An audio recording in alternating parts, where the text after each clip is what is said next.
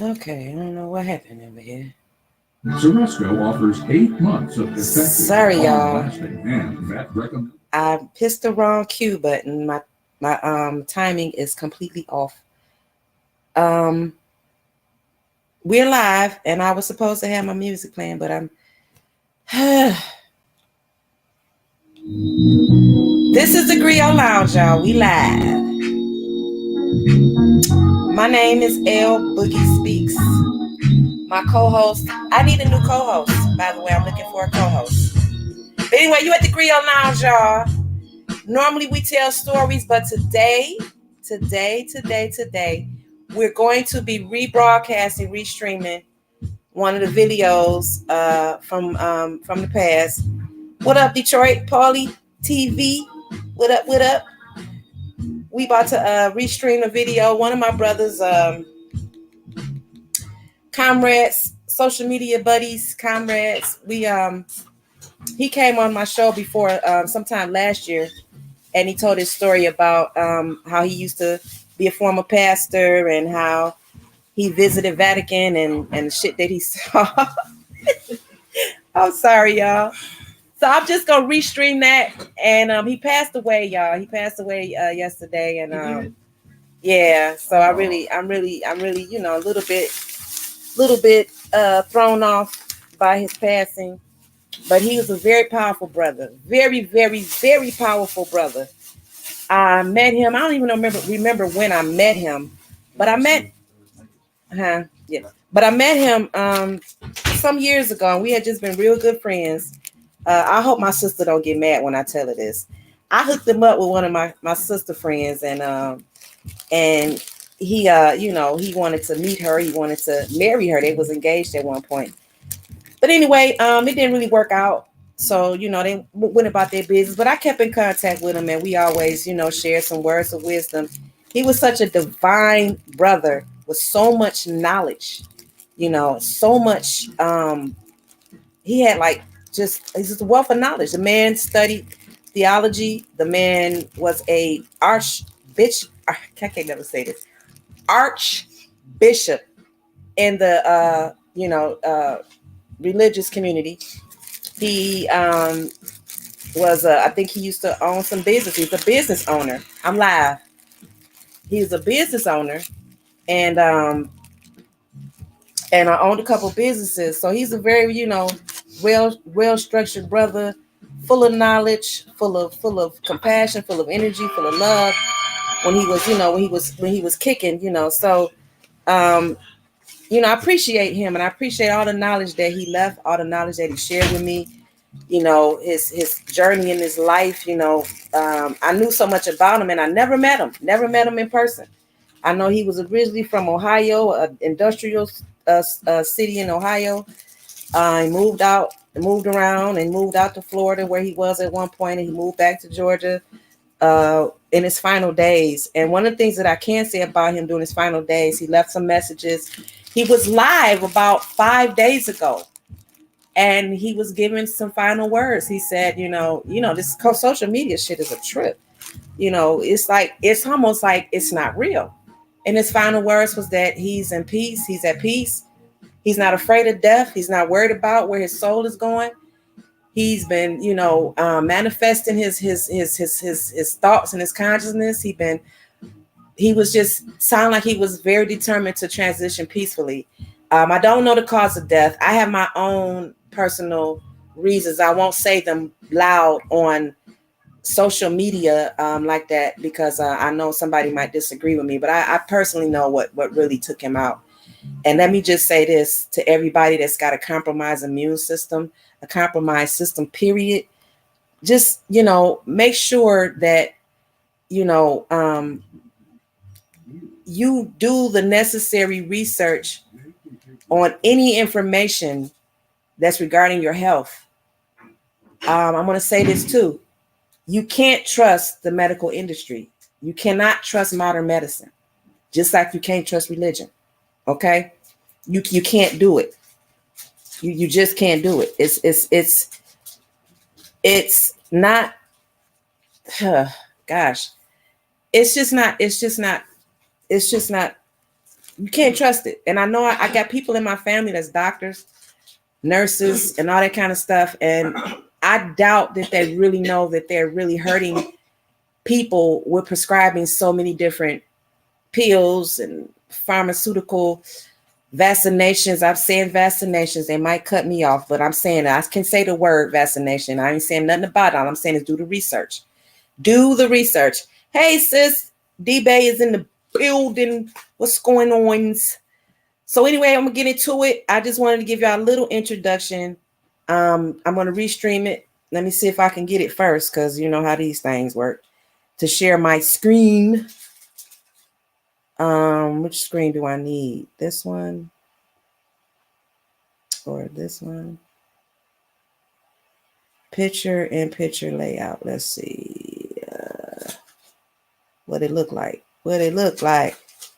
Okay, I think I'm gonna use that one, or I can go the blank screen. Okay.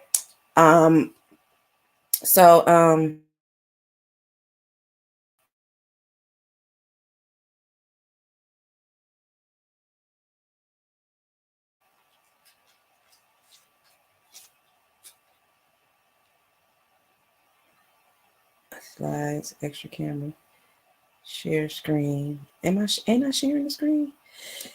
Hold on, it's gonna share in a minute.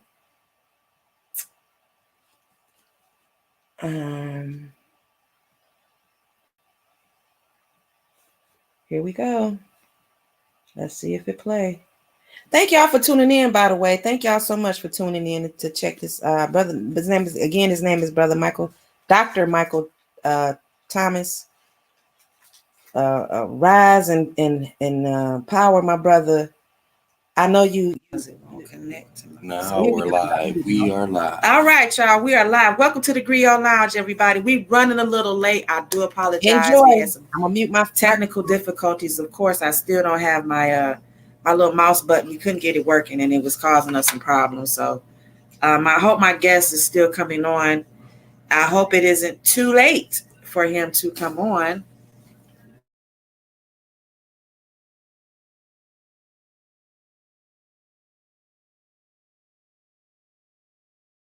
I can't click them in yet. What did that mean? I can't add to stream.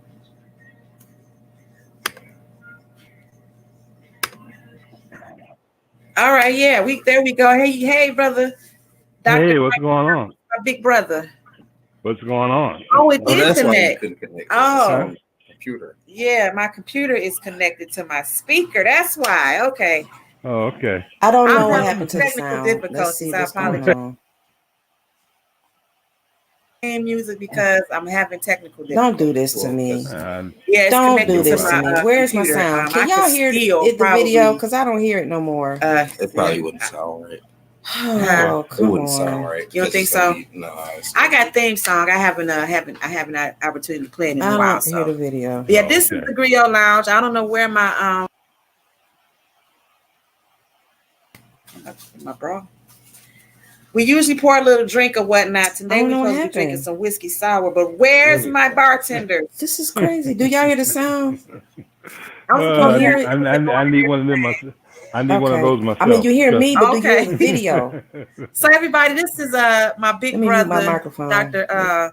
Michhael Thomas, and I met him a couple years ago. I guess it's been. We've been real good friends on Facebook. We kind of, we kind of stay on the same wavelength sometimes. So yeah, we kind of tag team sometime back and forth, but exactly. so y'all gotta watch out. Y'all gotta watch out because we don't let nothing pass. And I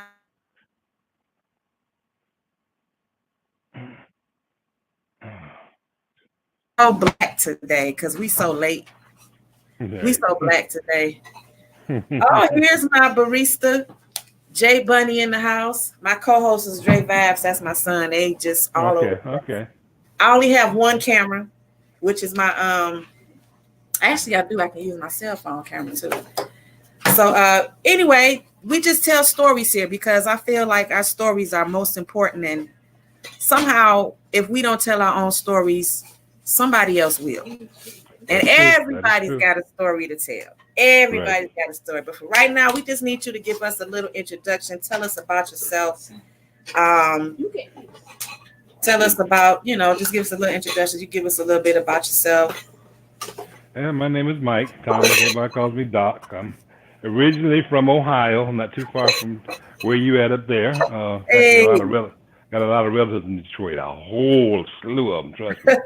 Up there in Detroit. But I've been up that way in a long time. I just currently live in a place called Lady Lake, Florida, Villages in Florida. It's a retirement I'm so jealous. Wow. It's cold as hell out here right now. Tell me. What? It was 29 degrees last night here. Oh no, 29. That's highly unusual.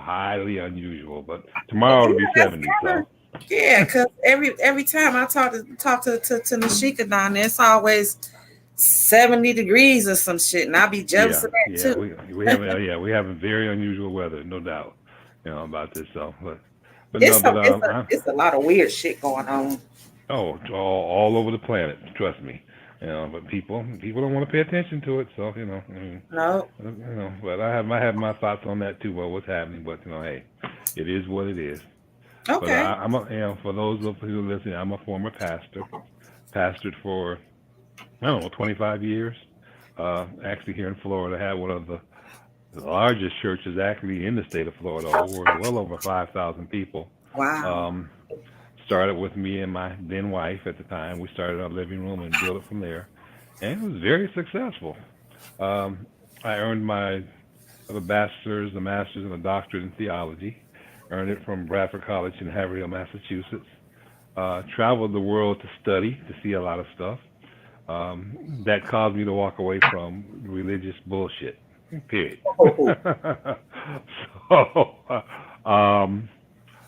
Particularly the trip to the Vatican. I was never a Catholic, but I had a professor, and I won't say his name because he's well known throughout the Catholic Church. He's not the Pope, but he was a Jesuit priest. And the school was not Catholic, but he just happened to be a Jesuit priest who had a lot of pull. And after I graduated, he called me one day and said, "Listen, I've got permission to take you to the Vatican." I'm like, "Dude, why would I want to go to the Vatican? I'm not Catholic."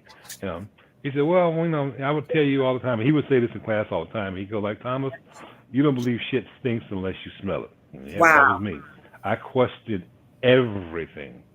And he said, a lot of things you said, I wonder how you knew. I said, I just knew. So he said, well, we got 14 days. We spent over there. And I said, okay. I said, well, dude, I don't want to spend the money to go. He said, no, everything's paid for. Don't worry about it.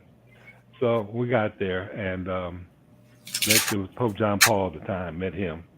And, wow. Sit down and had dinner with him. To Detroit. Yeah. Sit down and had dinner with him, and we talked. And he said, well, tomorrow I'm going to allow you to go into the library. And he said, I said, really? I'm like, okay. He said, this is the thing. He said, anything you see in there, you can't share it for at least 15 years. I'm like, why?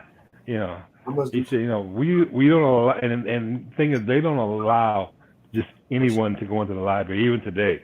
I mean, usually it's the cardinals.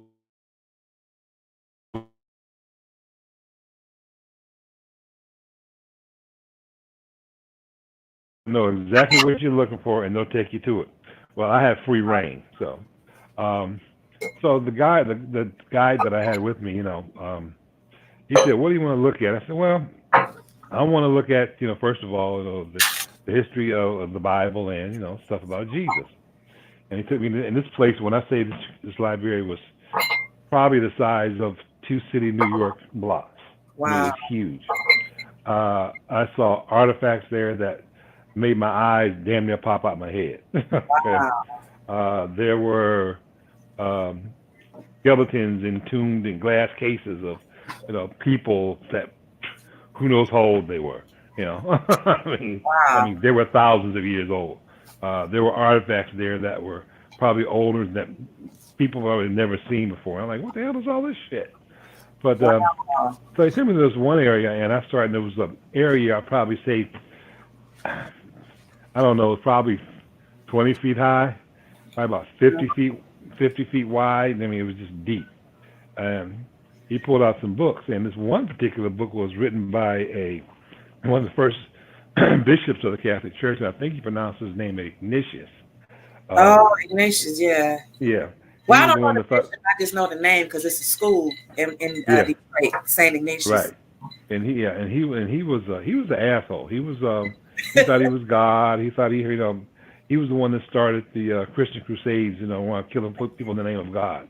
But he felt that he was God and this and that. But he was one of the forerunners of the information that people have in churches today when it comes to the Bible. Because of course, the Council of Nice 325 AD, that was a different situation.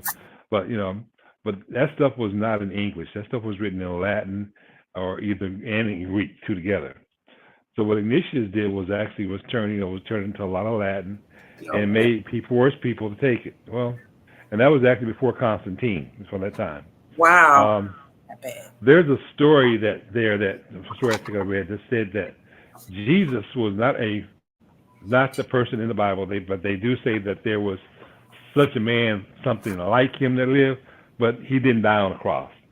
He didn't die for sin of people. He was a master, just a master, period. That's all he was. And he went off and got married. They didn't want to kill him. They couldn't find him. So he got married, this Jesus person? Yeah. He got married, had kids. Who he got married to, nobody really. They think it was married, but who knows? But that's the story. But that also tells you that the story of Jesus in the Bible is not true. It was made up. It was copied. Yeah, it was totally copied. And how did you feel when you found that out? Did you feel? I was tripping. I tripped. Honestly, I tell you, I was there 14 days, and I went to bed every night, balled up like a baby, crying. Wow. Just crying because I was seeing so much and hearing but I was like, but I thought, no, but I've been told, but no, all this shit was totally unreal.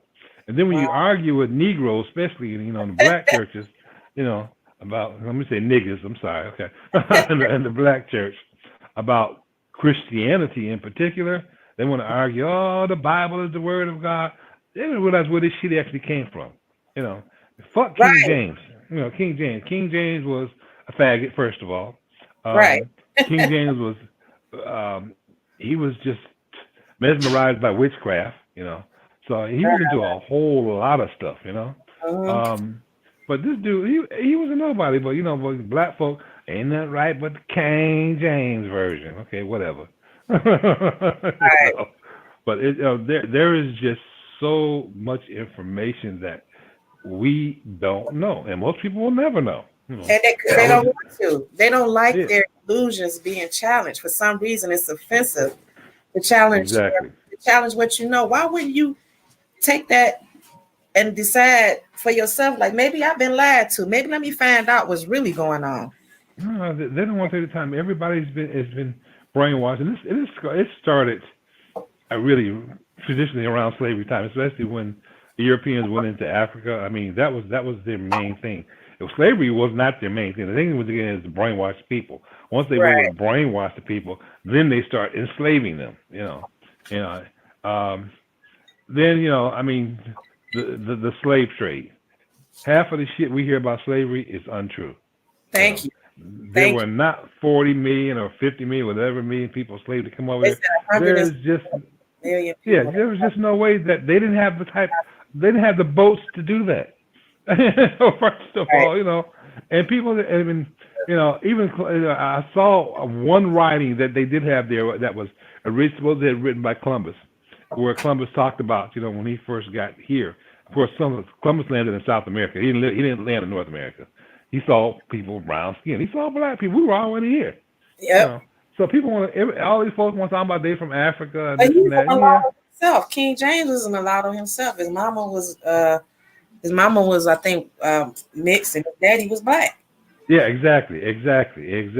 But they say a lot of the conquistadors, that the people that came over here wasn't European. We had a lot. This shit blew my mind. We had a lot of invaders that looked just like us. Oh yeah, America was the land of milk and honey. Exactly. And the Spaniards. There were a lot of black Spaniards that came over here.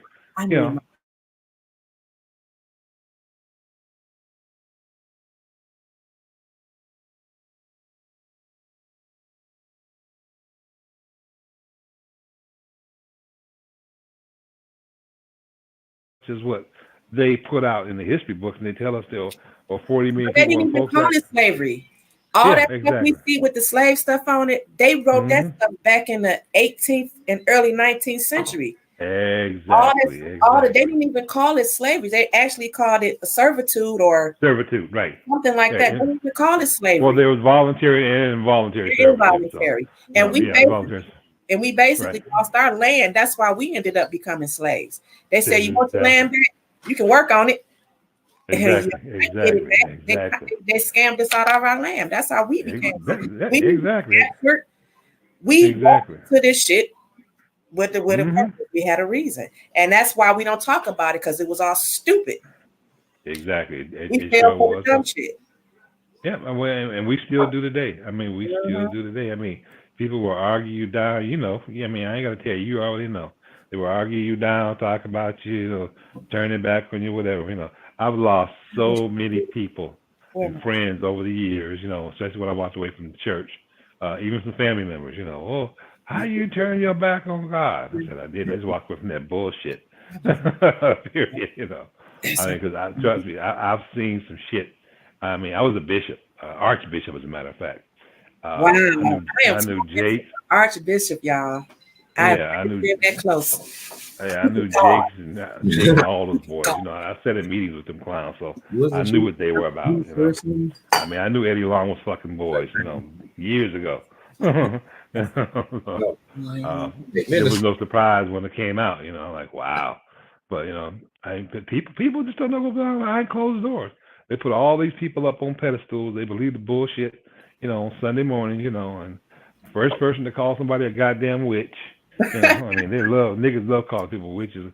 I mean, y'all the same motherfuckers that get up Sunday mornings and first Sunday of every month and eat parts of a body and drink some blood of a dead person. Y'all talking about witchcraft. Right, that's straight up cannibalism. Lady told me on the post yesterday, day before yesterday. She told me, and I don't know, I need to stop letting this shit bother me, but I do, because I just get so irritated.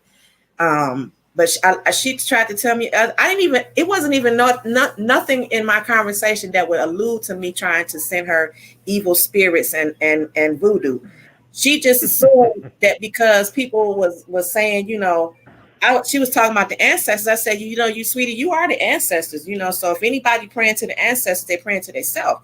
She was saying, y'all be burning sage and praying to the ancestors, and you know, I'm gonna let you know that if you send any energy my way, I'm gonna reverse that shit. I'm like, wait, hold up. What makes you think I'm trying to curse you, lady?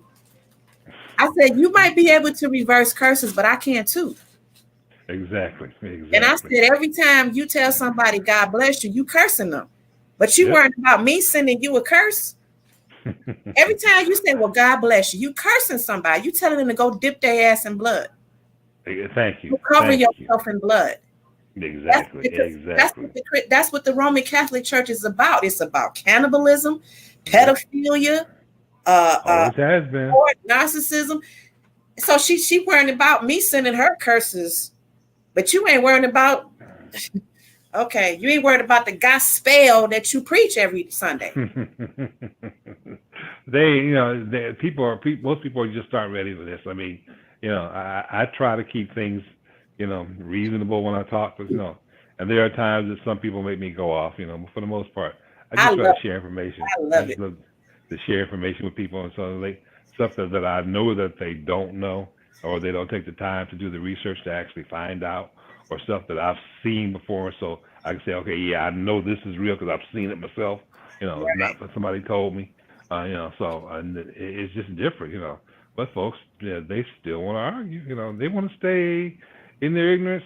But you're so loving and professional with the way you handle them. You're way better than me. I mean, seriously, you the way you respond to them. You also post the information. You say, hey, go look this up. This is what y'all be talking about. Go check this out. And you're just so gracious. You're way better than me because I be going off. I haven't always been this way. Trust me. I have not always been this way. I still got some people to say, oh, I remember days you was just for that cuss somebody out. And I sure would. I mean, when I was even in ministry, they used to call me the cussing preacher. because I would cuss a motherfucker out in a heartbeat. Oh, I mean, I would trust have me. been a member at your church. Yeah, because I mean, That's my pastor. That's my pastor. I mean, I preached a sermon. I mean, I preached a sermon one day. I was called. It was after the movie Fatal Attraction, and it was funny. I know where my mind when I was speaking the message, and this is on national damn TV. And I said, y'all remember the movie, you know, where this guy was, slipping, and I meant to say dipping, and I said dicking. Everybody fell out. I said, well, he was. I said, he was giving a dick, so, get right up. I know your folks had a ball. They would have made him into a meme. Oh, yeah, my son said if it was today's time, they would have made it into a meme. Oh, yeah, no doubt. Yeah, I remember he gave me ideas. But I love to make up memes. So our show is about story time. We want to give you an opportunity to tell a story, any story at all that you want that you want to share. It could be about your past job title, your past. It could be about your school days. What I do is I let you decide what story you want to tell us. Or if you don't have one to think of, we can pull from the Grio hat. Oh, there is one story I talk about. I talk about it a lot because it has a lot to do with the spiritual part of who I am or what I've become. And that happened back in November of 2011. Okay. It was the day before Thanksgiving. I remember at the office and we had a lunch, and I got sick as hell. I come outside to smoke a cigarette, and my stomach was turning in knots. I mean, it hurt so bad. And I went home, laid down, and it got worse. So I got up and I went to the hospital. They told me, well, your gallbladder is, clogged up and this and that, so you're going to need surgery. Well, it was a holiday. And, they said, well, you see a doctor on, next Monday, whatever. Next day I got up, I was in so much pain. I took my ass back to the hospital. They rushed me up to surgery because the thing was about ready. It actually burst inside of me. So they took me to surgery and they took it out. And I remember when I woke up and the doctor said, how you feel? I said, I don't feel the pain anymore. I said, but I'm just sick, And he said, it'll get better. He said, well, it burst, so, he said, I got all of it out. Okay, that's cool.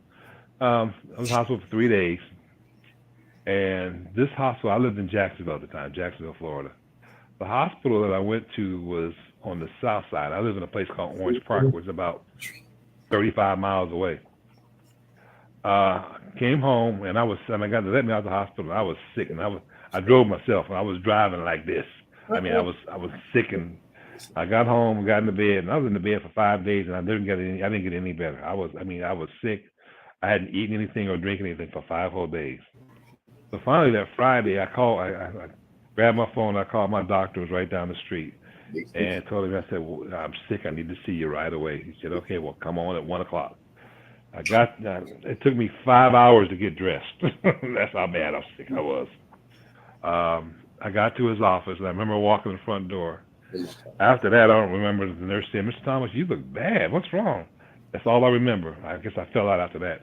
When I woke up, I was in his office on that bed or gurney, whatever they call that thing in his office there. He said, Mr. Thomas, what happened? I said, man, I had surgery. He said, what'd they do? I said, they took my gallbladder out, and he took some blood. He said, give me a few minutes here. He came back, he did a checkup. He said, Mr. Thomas, you're dying. I thought, I laughed, like, yeah, all right. He said, no, I'm serious, you're dying. He said, I'm going to call an ambulance and get you back to the hospital. He said, because your body's shutting down. Wow. So I was in Orange Park, so they took me over to Orange Park Medical. Orange Park looked at me and said, well, we didn't do the surgery, so we're going to have to put you back on the ambulance and send you back over to the south side. Do you have any relatives? No. I said, my ex-wife is here. That's it. Well, we need to call because it's not looking good. So I'm going to be honest with you, Mr. Thomas. If you make it there, you'll be lucky. And I remember right across the bridge to get there finally. And I remember the doctor, they just pushed everything out of the way, rushed me up to surgery. Wow. And I remember them putting the thing on my face where I went to sleep at. And next thing I knew, I was looking down on my body.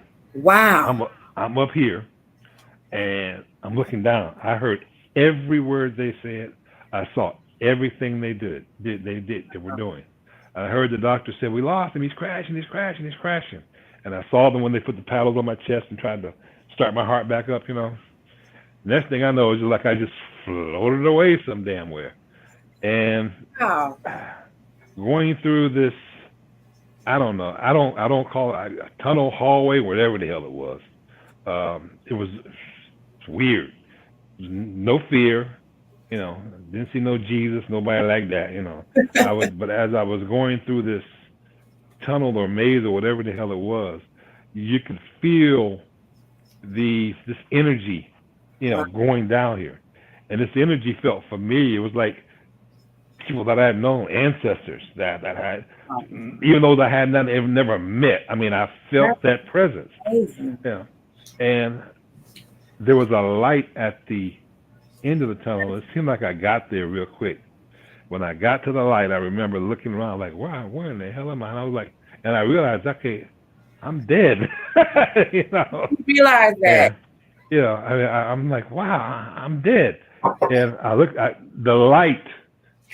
I'll say it was so bright that I know with these eyes, you couldn't look at it. I mean, it was that bright, But me not being in the body, I mean, look at that, it was different. And I turned and I looked, and all of a sudden it spoke. And when I said it spoke, it wasn't like me and you were talking right now. This was like, mind to mind. Right. And it gave me a choice. You want to stay or you want to go? I'm like, ooh, where am I? I said, and I'll say this much, is that what was coming from this light was a feeling of love that I cannot put into words to this day. It's not like love between you and your mother or father or your husband, wife, girlfriend, or boyfriend. It's nothing. It was nothing like that. It was so strong and so powerful. And it's like, let's say your life lasted before you. It's like everything just lasted before me. And it wasn't bad. I wasn't being judged. I just saw everything that had happened, throughout my life. Not only this life, it seemed like it was prior life. It's stuff that I know, like, I remember that, but I don't remember that in this life. It was so strange. I mean, it was almost like a screen was there, and I saw stuff, and I knew this was me, but it wasn't me. It wasn't the same body, And then I saw this body. I'm like, okay, what the? And I said, I think I want to go back. And as it was like I was turning around to go back, and I turned back around. I said, I got a question. And I said, okay. I said, what is right and what is wrong? Wow. And I'll never forget these words, the words that came. There is no right, there is no wrong. Everything just is. Wow. That's the next thing I knew, I'm back in the recovery. And I was in recovery when I woke up. And the doctor walked in. He said, you were gone for 35 minutes. Wow. I'm like, 35 minutes and they brought you back still? Yeah, 35 minutes. 35 minutes. 35 minutes. He said, I think you probably have broken a record. That's some serious, meta starseed kind of thing going on. Yeah, exactly. And they were worried. Starseed kind of thing. That's crazy, y'all. His story blew my mind. I'm gonna talk about that later on, though. Let's get back into it. Starseed kind of thing. That's crazy, y'all. About brain damage. He said we have to do some more tests because we're worried about you going that long. There could be some brain damage. They never found anything. Everything was fine, And he said, "What happened to you?" And I said, "Doc," I said, "I know some people claim they saw Jesus." I said, "I didn't see all of that." I said, "I'm going to tell nobody a lie." I said, "All I can tell you is I saw light, and I spoke to it. And it wasn't like me talking to you right now. It was like metaphysically or telepathically, I should say, that we were talking." And I said, I asked a question, and do you think it was a higher form of your own consciousness? That's what I think. I still could describe what it was. In my book, I describe it. I said I don't call it God or whatever, but I don't know what. Yeah, it's hard. It had to be some type of consciousness. It had to be a part of my consciousness. It had to be. That's kind of, that's what said. Did it feel like you said, like a love you've never felt before? There's no greater love than self-love. So, exactly. Maybe I'm just speculating. Maybe That's true. No, that's true. That is true. That is very true. No greater than self love.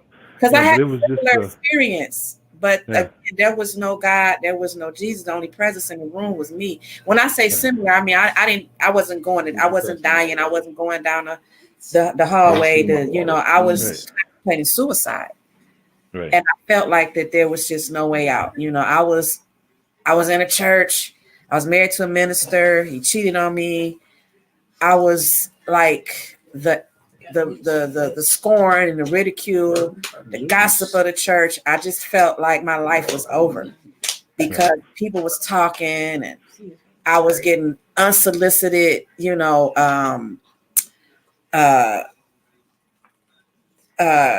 greetings and things.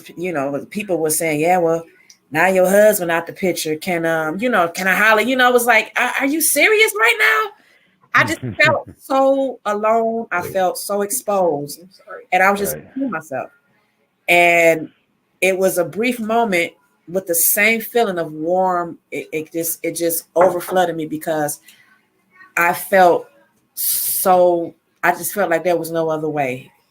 Right. And at a moment, there was one thought that came through my mind. It was like, this is going to destroy your mother when she find out. And then I felt a lot of love at that moment. Of course, being a Christian, I connected it with it being, God, but there was, of course. there was no, my child, hang in there, it wasn't one of those things. It was just like, I know that if nobody loved me, my mama loved me. Right. And I just held on to that feeling. And I felt, and she actually did confirm. She said, at the moment you're talking about, I felt like something was wrong. And I wanted to reach out to you. I didn't have a phone. See, that was the thing. I didn't have a phone. My phone was cut off. So I ain't had no way to get in touch with nobody, which to me was perfect. Because I'm like, good, no interruptions. I can just go on but so her thoughts just it engulfed me. I couldn't get her out of my mind. I said, this would destroy my mom. I can't hurt her like that. Right. And I felt. I mean, I kind of felt the same way when I left ministry. That's why I ended up getting a divorce. My ex-wife could not take that. I mean, for me just walking away like that, it was like, I mean, and people, especially when you're in church and you walk away from that, it's hard on not only you, but it's also hard on family members and people that you've associated with. I mean, you gotta remember, I brought in 5,000 people out of nowhere into this church. I had churches all around the world. I've been an archbishop, and I remember I called a meeting that Saturday night, and I did a conference call with about 100 of my bishops that work under me. And I told them I'm stepping away. I can't do it anymore. And I told the congregation that Sunday morning, I can no longer stand here and tell y'all shit I know is not true. And it was and all that, and this is what happened to me with the thing in the hospital. That was just maybe about a year before I stepped away from ministry. Period. So see, I didn't walk away until years later. I stayed after that incident because I honestly didn't have I didn't have nothing else to do. I didn't have the internet. I couldn't research, you know what I'm saying? I couldn't communicate with others that were seeking. I just stayed in it, but I was still one of those people that just always, every time something came up that I didn't agree with, I'm like, excuse me, and then I became that person that they kept telling, lean not to your own understanding, but in other words, don't worry about understanding it, Lynette. Just accept it. And I'm like, I can't. This makes no sense to me. It doesn't. I mean, even when I was younger, I was always a person that was inquisitive, and I mean, my parents just said, for our fathers say, you ask too many damn questions, boy. I mean, I questioned everything, I mean, period. I know. When I was a kid, I was raised in the AME church, and I got older and got married. I got in the Church of God in Christ. So and that was, oh my God, that was a mess.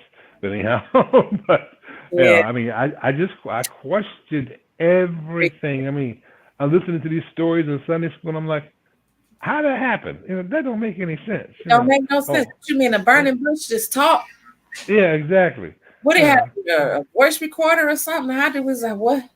It just, you're right. It didn't make no sense. And the one thing, And I say all young people get to this conclusion way before older people do, because they young folks you just can't put a wool over their ass all the time. Yeah, exactly. Young folks said, "Wait a minute! If Adam and Eve was the only people in the world, how did Cain go off and marry a woman somewhere else in another land somewhere? Where them people come from?"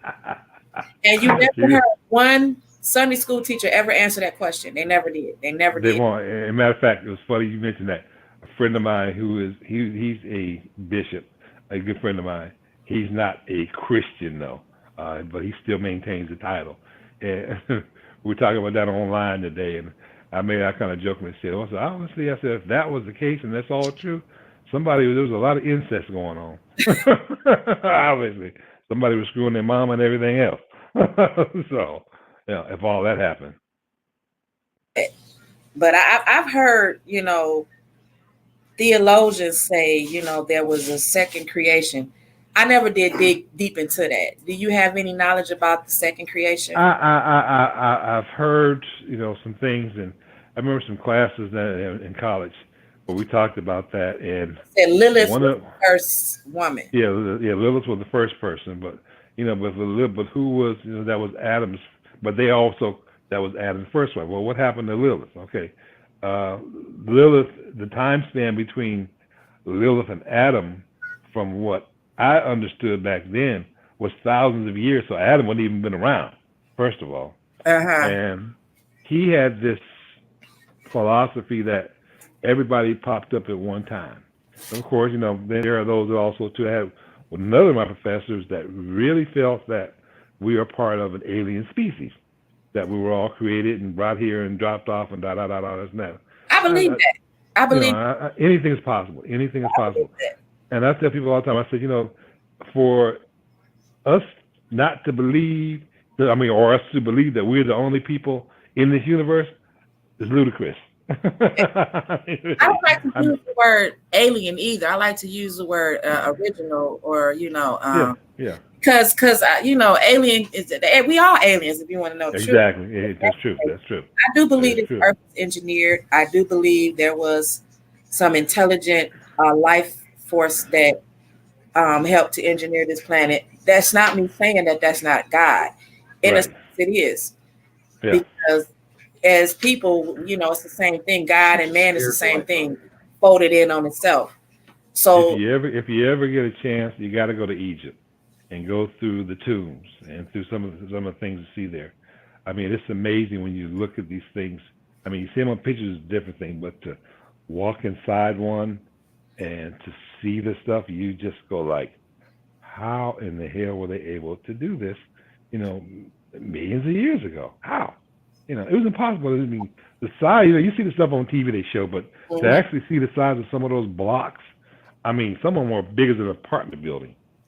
Like, how in the hell did they get those damn things? Advanced technology, I think. Like I said, I just believe it. I don't have no proof. I know. I believe it. I tell you, there is some proof. Forms of technology that they use, and almost like I hear people say that the future proves the past, or we live in the past, and that then was the future. It sounds crazy, but no, it's actually not. Because time is revolves. I agree. Something to Solomon. There's nothing new up under the sun. Everything, nothing new. But when you walk in some of these tombs and you walk some of these artifacts over in Egypt, there are pictures inscribed on these walls of what look like spaceships. Yeah, I've seen some of those pictures. Because I didn't know the person, I just look at it and say, "Oh, could be Photoshop, could be, No. Those are real. I saw 3. I saw at least 3. Those were real, and I was like, "Damn, okay." And then they had the cell phone. They had cell phone. Picture of a cell phone, and I'm like, that could be Photoshop. That's not. Yeah, it's easy to Photoshop stuff, but I saw those. But the technology they used back there, because if you understand the pyramids, why they built the pyramids, where they built them, and how they built them, they were precise in their mathematics in aligning various planets and the moon especially at a certain degree. Okay, because they believe because of the energy sources of energy, And that's why they buried a lot of these pharaohs. Energy portals. The pyramids were charging stations, energy portals. Exactly. And when I saw a picture, like I said, I just can't confirm the picture because it was a picture. Somebody sent me a picture of what the capstone removed off the pyramid, what was under there. And it was so, it was like one of those things that kind of just made everything come together when I saw it. The picture, what was on top of the pyramids were antennas. And then I said, wait, I said, so I believe this is how they control the frequencies. I believe so too. Because how is it that a country, I mean, a landmass, totally covered and protected from the rest of the world, highly technological and everything, and I'm talking about this landmass. I mean, the stuff I've seen that was here before we got invaded. It's like how did we forget? Like we had electric trains in this country. Talking about Wakanda was real. Yeah, like we had an underground electric trains. That's how the subways and stuff got connected and built. Exactly. They didn't create no subway system. That shit was already here. They built on top of it. Thank you. And I'm like, this. When I saw the antennas, I said, even if this is Photoshop, this still connect a lot of dots. Because I'm like, how the fuck did we let some foreign aliens come in our land, indoctrinate us? Exactly. For centuries. Exactly. Whereas it wasn't hard to do with a gun to your head and a whip. Yeah, but niggas ain't scared of a bullet. They don't care. They ain't got nothing to lose. They'll take one. Yeah, so that's part of it, though. That's part of it. Don't get me wrong. Yeah. Because when you see your loved one getting pain and torture,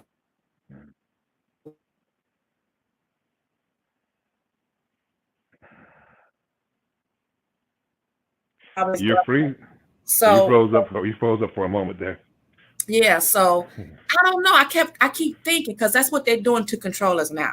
That broadcast signal is what people cling to. Yep. If they say vote for so and so, BP, they're gonna do it. If they say go get a vaccine, they're gonna do it. And I'm not, knocking the choices that people make, but the reality is if they never saw that broadcast signal, they would never do it. It's the fear factor. I got vaccinated, but you got issues. I understand. You understand what I'm saying? Yeah, I did. And that's what I was thinking about time. It was, I just had open heart surgery, kidneys bad, and everything else. So I was like, I understand. Yeah. So that was the time, but I'm looking at it now, and I'm going like, okay, what is this shit? Here we go now talking about a fourth and a fifth shot bullshit. No. And where did this thing actually come from? Did it really start in China? China, we blame China. China blames us. I don't know. I just know this. This is what I do know. I know that COVID within itself, even the phrase COVID is not a disease. It's not a virus. It's just a term. And that term within itself has a lot of fear attached to it because that's all we heard. Think about it. You can look up the patent for all viruses, except there's no patent for COVID. You can go type it in the CDC. You can go type it in Google. You won't find a patent for it. You find a whole bunch of stuff connected to the word, but you will not find the patent numbers. U.S. patent 0097. You won't find that. You'll find it for Corona, SARS, HIV. Yeah, exactly. For every virus. But COVID. So that lets you know right there, that's not even the virus itself.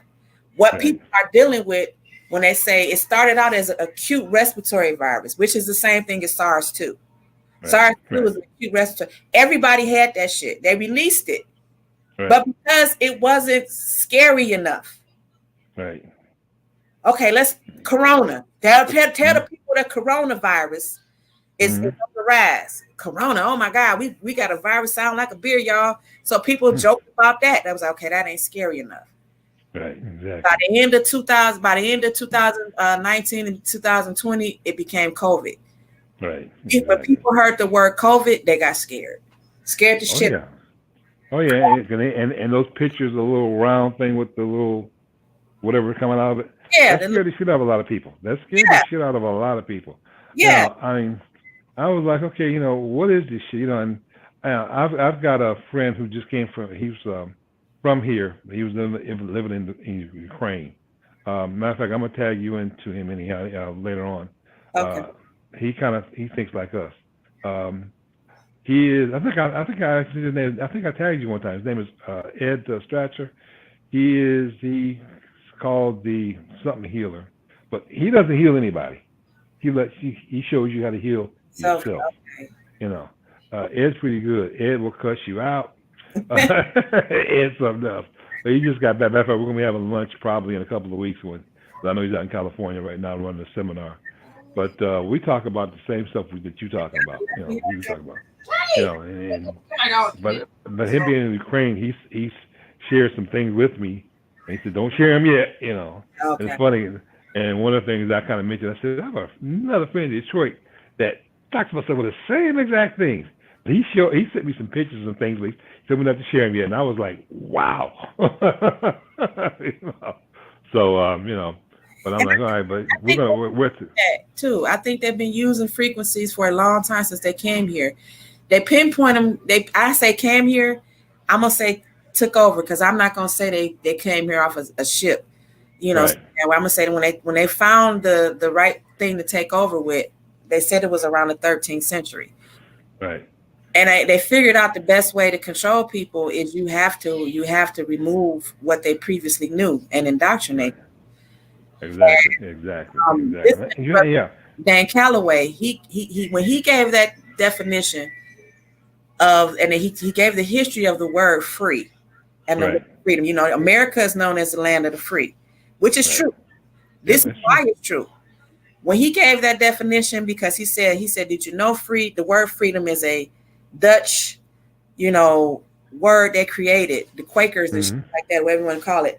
That word means literally to free you of everything that you know, to empty your mind of all the things that you knew, your culture, your spirituality, your essence, all of that was to be freed. So when they came over here, you can't program people if they're thinking on their own and they got their own thing. So what they did was, somebody wants to join in. Cynthia, let's put you in. Cynthia, I don't know exactly who this is, but somebody named Cynthia want to join in. Hey, Cynthia. Hi, I don't know. I've never done this before. I'm just listening. Okay, Cynthia. Which Cynthia is this, by the way? Friend or? Huh? I know who it is. I know who it is. Okay, it's a friend of mine. In fact, I told him I talked to her earlier. You want to share something? You want something to share? You want to? No, I'm just listening. I like learning. I'm not sure what the topic is about. No, we're talking about. I lost my thought there. What we're talking about, though. But but you're right when it comes to that, because people don't really know the real history of America, and other than what we've been taught, the stories. And I think you froze up there. Hello. Yeah, I hear you fine. Okay, I think we lost her. I'm sorry, we were buffering. I'm sorry. Okay, all right. No, people don't understand, really know the real history of this country and everything that we were given as far as our educational sources. I mean, the Rockefellers were responsible for the school books we got. They still are to this day. They're the ones that gave us all this history, the stuff we study in school. And I've always, and I tell my grandchildren, I say, some of the main things you need to know here is really how to count and how to read. Everything else is secondary. Politics, American history, later for that crap. No. That's really our because half of it's not true in the first place. Yep. I mean, they made Harriet Tubman this great superhero. Yep. Harriet Tubman was no doubt she lived, but who she really was and all she did, all that's not true. She was a human trafficker, if you want to know. Yeah, for me, but I can't say that. The crowd, because people are especially people that's that live in that and from our hometown, they constantly defending that. I'm from her hometown. I know she was real. I said, okay, I'm not gonna argue with you. Well, there's some stuff that they don't want to talk about, but the narrative has definitely been changed. I mean, the same thing. What was the dude, the Nat Turner? I mean, there's there's really no written information. I mean, none. and Dane talks about that. I remember I talked to one of Dane's, and I agree. Dane, you can't find anything. None. I tried to research him because I wanted to do a little play or something about him. I tried to get some facts. None. Yeah, you can't.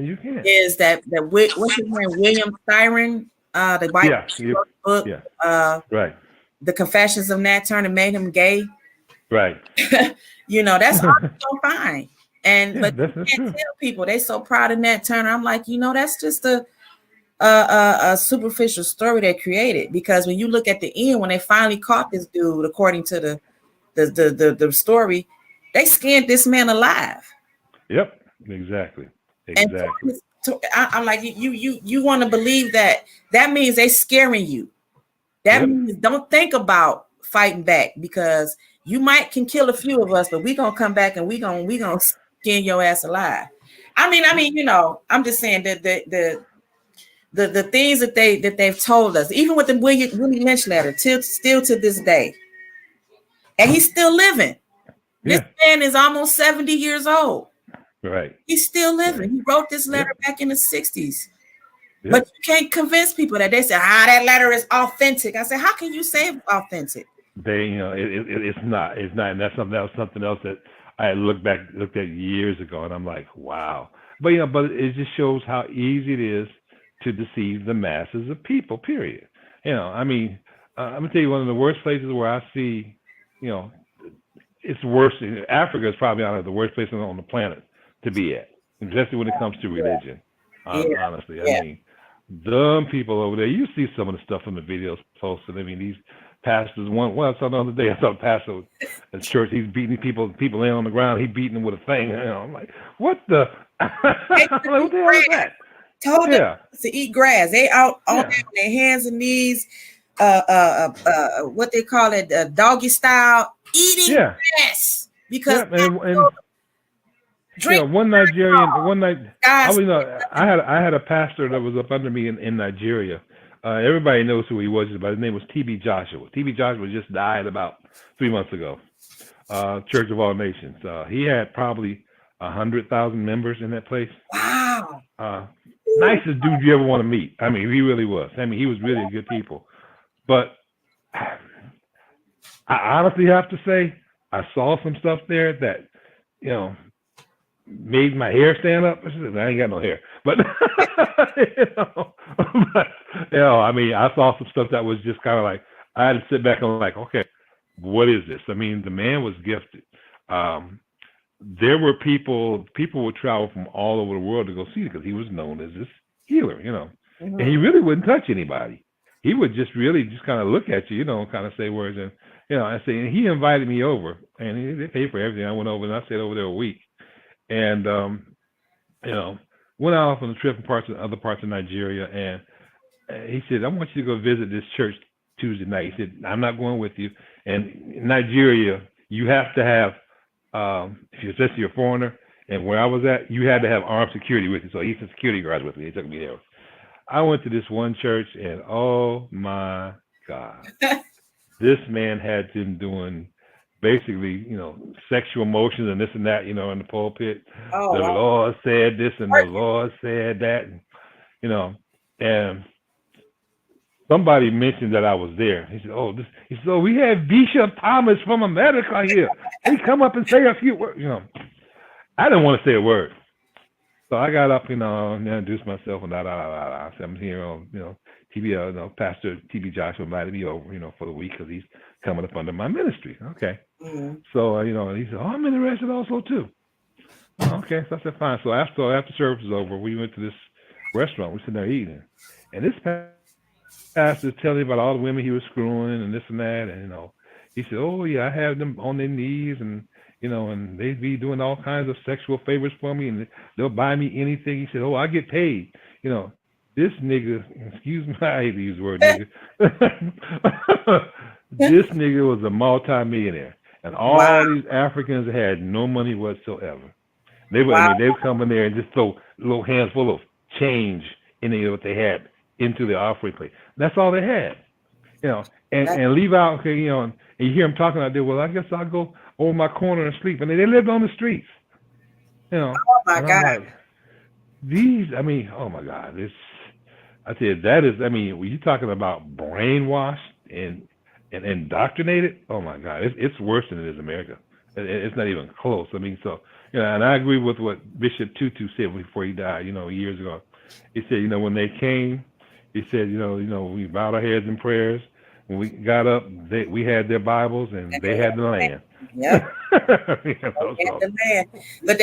But that's cookies up. Shit. Cookies up. It was almost full. I had two. I had some in my room, but I'm live. But so yeah, it's just my I just because I was in it. I was in that same mental bondage for 37 years. And like I said, the only thing was questions. If I hadn't never asked questions, I would have probably still been in there to this day. Oh, so would I. So would I. I mean, when I questioned everything, I mean, it started for me.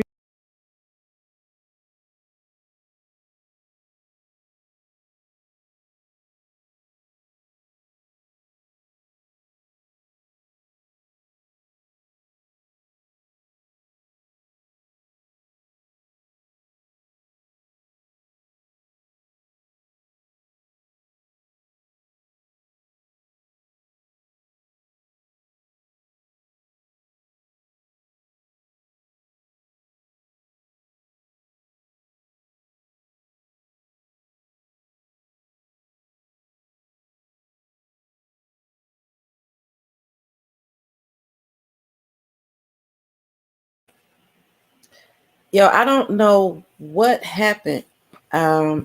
Is it froze on y'all end? Is somebody in the chat? Can you let me know if it's still froze? Yo, I don't know what happened. Is it froze on y'all end? Sorry about that. Because I don't know what happened. I didn't pause it. While I was in ministry, and I still stood there for a few years, you know, still preaching to people. But I can no longer stand here and tell people things I know it's not true.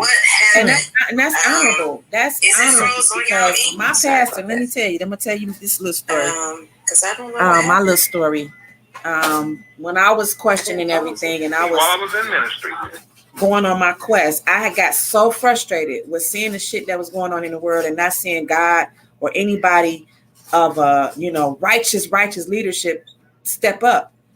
And I started, I said, I can't keep seeing shit spiral out of control, but nobody's intervening. My prayers is how long are we gonna keep praying?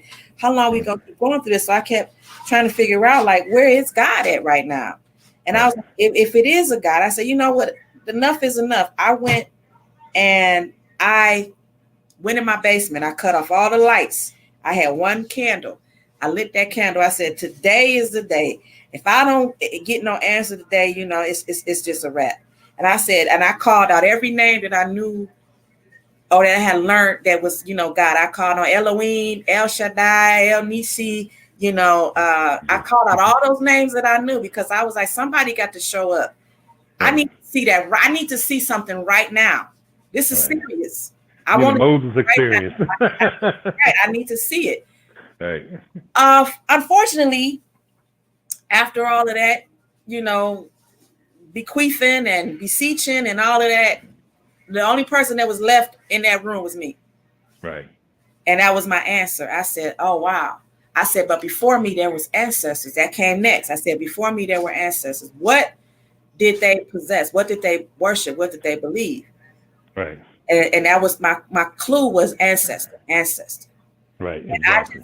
I just started just digging and researching. I came across Dr. Ray Hagan, and it went off of there. Right. That's my buddy. That's Dr. Hagan. Dr. Ray. That's my buddy. I talked to him last week, as a matter of fact. that's my buddy. We talk all the time. I talked to him over the phone years ago because I was interested in doing WBLR radio. Right. I wanted to be a DJ on the show. And, but we never did really connect because I don't even think they're still doing a radio show now. I don't know if he is or not. I mean, he does most of it. He does some radio, I think, up there because I know he's in St. Louis and he's got a place in Atlanta. He does stuff also too. So Yeah, the two places. So, but and I went and bought his DVDs, and they went for $5. But I went and bought DVDs, and I went and I just said, "Wow, this is." But I didn't stop, and I didn't get stuck in Egypt or Kemet, although I, still held on to the knowledge and whatnot. I just had to go deeper. But at that time, that's where I was when I came to my pastor. I had just gotten my license, my minister license. I didn't ask for it. Okay, They surprised me, almost as if they knew that I was, doing something different to keep me in the church. It was almost as if they knew, because right before I was about to take my sabbatical, that's when they popped up and gave me this minister's license. And I was like, oh my gosh, now I have this authority and power. I'm going to have to, live up to this license. But then I was like, I can't do that. Just like you said, you couldn't deliver the word of God with what with the knowledge that you knew. It was your conscience wouldn't let you do it. So my conscience wouldn't let me, because I was working with the youth. I didn't want to tell you the wrong thing. So I said, well, I'm just going to do some research to find out for sure. And whatever I find, I'm going to come back and teach it. And they was like, yeah, we want to know what you find. We want to know what you find too. So what I found, I was like, whoa, I'm going to have to take a little bit more time. So I met with my pastor to let him know I was taking a 6-month sabbatical. And that's when what he said to me, let me know. He said, because I was telling him about Kemet, I was telling him about what I was Red Hagen, I was telling him about what I was uncovering, of course. And this is what he said. He said, I know about all of that. Right. Okay. He said, I know about Kemet. I know about everything that you're talking about. He said, but the bottom line is this. It all boils down to what you perceive God to be, and only you. Right. And I'm saying, wait, you know about Kemet, but you ain't teaching it? Mm-hmm. Yeah, a lot of the pastors, most of them with degrees, they do know, but they don't want to talk about it. And when I wrote my first book was called Deprogramming the Church. It was a very popular book, and I had pastors calling me, man, you talking about me in the book? I ain't talking about anybody. You're gonna cause me to lose my members. I ain't gonna make my car payment, my house, and I say, you're lying to people. Tell people the truth. Stop keeping them about. And one of them actually told me, one pastor of a very large church in Jacksonville, especially, goes, man, as long as they come on Sunday and they get a little happy and they feel good, me feel good, I'm good. Okay, well, you're lying to them. I mean, the people are going to the. That Paul said. So what? If people get saved through my testimony, what's the big deal? Exactly, I'm paraphrasing. Exactly. Yeah. You're right. Exactly. I mean, and that's it, and that's what most of them do. I mean, I'm still friends with a few pastors out here, but the ones that I know that I still talk to now and then are kind of leaning the way that I am now, or walking away. Like I've had quite a few walk away after I walked away, and I still have other ones that call me, man, I don't see how you did it. He said, I understand you did. He said, but man, you walked away from millions of dollars. Yeah, I sure did. I wasn't even, and the funny part about it, I wasn't even taking a salary from the church. We were taking over $1.5 million a week. I wasn't taking one penny. I was still working. Me and my wife, we had a business. Stayed in the church a little while longer. I was married to a minister. I should have married another. I'll be Yep. It's a bit. The church has become a business now. The old church, especially back in the day, 1800s, whatever like that, it was a different church than it was today. It was totally different. Yeah. They were more of the spiritual side. They did a lot of things then that now people see as witchcraft or crazy, whatever. Now, but they did a lot of stuff back in the old church that, if the churches did today, I think they'd be a lot better off. They really would. I mean, because there's so many of us in there. Church wasn't about raking in money. The church initially, from what I understand, and I could be wrong, you can correct me, I understood that the church was a sanctuary. It's a place for travelers that car broke down or their wagon wheel broke off. It was a place where people who were having disputes would go to settle their disputes with their neighbor. It was a place where the widow would go when the husband didn't come back from the war and she needed something. It was a sanctuary. It was a place where a robber who was It was, but the black church especially, they Yep. wasn't getting up every Sunday morning preaching on Sunday mornings. No. That shit started after they started watching the white people Yep. do Yep. They was it. feeding people who didn't have enough to feed. They were, you know, if an outlaw was running from the law and he ran up in the church, guess what? Yeah, you couldn't Sanctuary. touch him. You couldn't touch him. They could not. They would not go into a church. I don't care what you was wanted for, what you did. The law They could not go into a church. But That's true. That is true. What they would do is if they whatever long it took, they staked that church out to that criminal walked. Once that criminal walked and left that threshold, it was on and popping. But until then, they didn't. You know, it was a sanctuary. The church was literally a place where people went. When you talk about being ministered to, ministry is healing. Ministry is helping people pay their bills. Ministry is, you know, feeding. Feeding the kids. That's what it was. And then it turned into, you know, this other thing. It turned into this money-making fashion show, gossiping, clout chasing, you know, type of thing that we as people still love to this day. Yeah. Oh, yeah. And for that, my person that was my bishop, I still can kind of consider him a spiritual father. I was funny. When I went into ministry and he became my kind of spiritual father, I'd asked him, I said, you know, what is it about women in ministry? I mean, these women will fall head over heels with these pastors. You know, they're married. They don't care. You know, I was a gospel fest, matter of fact, in Detroit, Cobo Hall, years ago. With Rance, the Rance was another buddy. And what's the other dude's name? The short, heavy-set dude was the thing. He's dead, too. No, he kind of reminded you of Rance. So he had no teeth. He had no teeth in his mouth. He had really funny teeth. James Cleveland. No, James Cleveland. That's homosexual. No, James. This dude he just died about 5 or 6 years ago, maybe. He was a keyboard player. Anyhow, I can't think of James. He was a well-known gospel singer, but he was a diabetic. He was a diabetic, and he died. He went blind and died. But we were on the elevator going up, and I think it was, I want to say, well, I can't remember that gospel said, the other female gospel's name. I see her face, but I can't remember her name either. But she was on the elevator, all in the elevator, and he looked at her and said, you need to come up to my room. He was like, he had just got off stage and told the Cobo Hall up. You know, and you need to come up to my room. She looked at him, I'm a married man. Talking about what that got to do with the price of tea in China. I need some too. And he just got through preaching about how you need to be holy and this and that. I'm like, okie doke. Like, they are a trip. I mean,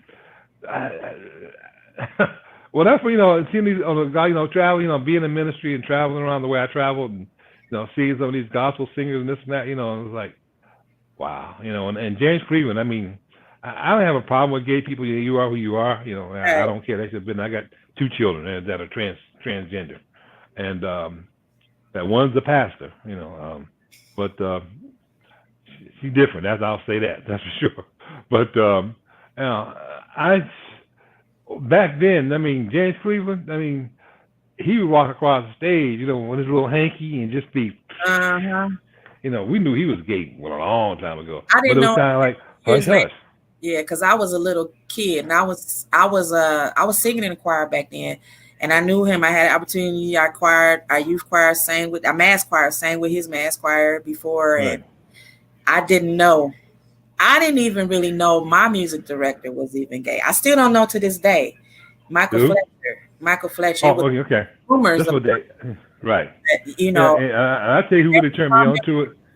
Was your homegirl? She's now Mother Maddie Moss Clark. Oh yeah, I used to sing at the cathedral. Yep. Yeah, man, I know Maddie Moss really well.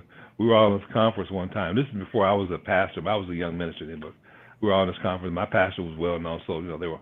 And James Cleveland was on his way, and she said, "That punk on his way." You know.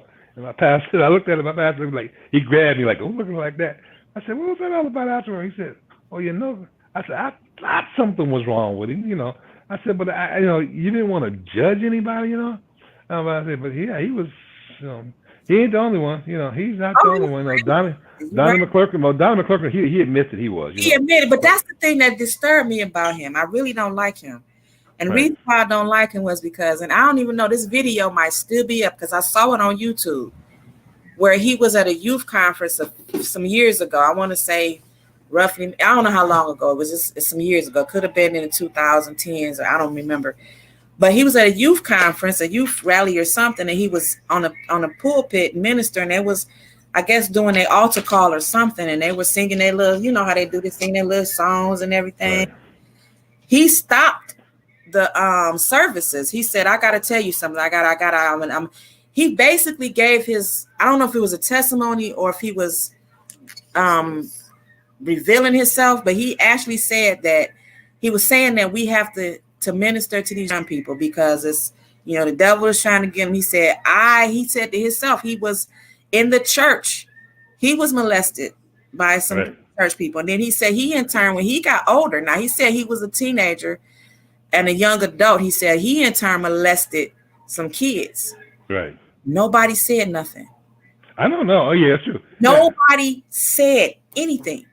Nobody said, you know, you molested some kids. So why didn't nobody say anything? Was it because they thought because he was a minister that he was above the law, or that God forgave him, and that's a wrap? And that's why I have a problem with, because so many pedophiles have forgiveness, and I got a problem with that. I got to look up his name, and I'll remind me later on. Send me a message, remind me, look it up. But I can't remember his name now. But it was a pastor in Jacksonville, biggest Baptist church in Jacksonville. Oh God, looking at his face, and I just got to remember his name. But yeah, he came out of Jerry Falwell's college. But you know, he was married. Doing very, very well for himself. And he was a friend of mine. Screwed this little 14-year-old girl who was a member of the church. See? Kept it up under wrap for a while. You know, he got the girl, he's paying the girl and this and that. Finally, something happened. The girl came out and told it. And on her phone, they found pictures of his dick and pictures of her and him in bed and this and that. He got 5 years in prison. Okay, he got out. Yeah. Florida, first time offenders like that don't get much time. They really don't. That's all over. The most pedophile gonna get is 9 years. Yeah, that's true. 9 years. This is the thing. Or assault. This is the thing. He came back. He was still preaching. He wasn't a pastor. So this other little church over in Jacksonville brings him in to speak. He speaks. They love the way he speaks, and he's now pastor in this church now, and they know he's on lifetime probation, registered pedophile. Now the thing is, no kids can go to this church. No kids go. But I'm like, how in the hell do you put this son of a bitch up to? Shit. Yeah. That's what I'm talking about. That's why I'm like, the church, y'all lost y'all testimony. Y'all had forgiveness. Y'all be the first people to say, well, he without sin. Yeah, that's because y'all in the same pedophile ring. Yep, exactly. I got a friend I went to school with. He became a local, I guess, celebrity, so to speak. He became. Hold on, Daryl Gilliard. Look him up when you get a chance. Pastor Daryl Gilliard, Jacksonville, Florida. You'll see a story. That's his name. He was that nigga. Ooh, I mean, he got away with pure. I mean, and I heard he's still messing with little kids. You know? It's true because there's no cure for pedophilia. They don't try to pedophilia. They don't even try to help them because they're so busy trying to pass pedophile laws. They're so busy trying to tell people that it's normal and natural for a grown-ass person to be attracted sexually to a kid. And the church stand behind this. They don't say shit. Charles Pugh got out of jail he was serving a 5-year sentence for several cases of molestation that he was accused of. He groomed these kids as a grown-ass man. Right. He did 5 years, got out. And my classmates talking about we gonna stand by Charles Pugh and welcome him home. Bitches, you crazy? So you a child sympathizer. I'm watching you too. I wonder is the rumors true about you was messing around with them young kids back in the day. Y'all stick together. He's talking about what God said to forgive. I say forgiveness is a choice.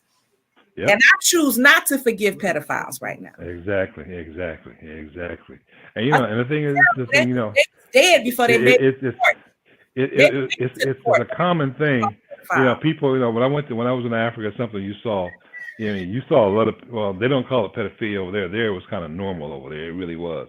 But the history of it happening started with them people, not with Africans. Okay. I mean, it was nothing to see an 80-year-old man with a 14-year-old girl, and she pregnant, and he got 3 or 4 other wives. That's their custom. But that was some shit they were coming to find out as I looked at the history more when I was there, that they didn't do that shit back in the ancient days. They didn't do that shit. That shit that the Europeans brought in. You know, and the Europeans gave it to them, and they went from there and they kept it. So, that's the crazy part. I understand. I do understand that the customs did dictate that they old ass men marry young, but that just makes no sense to me.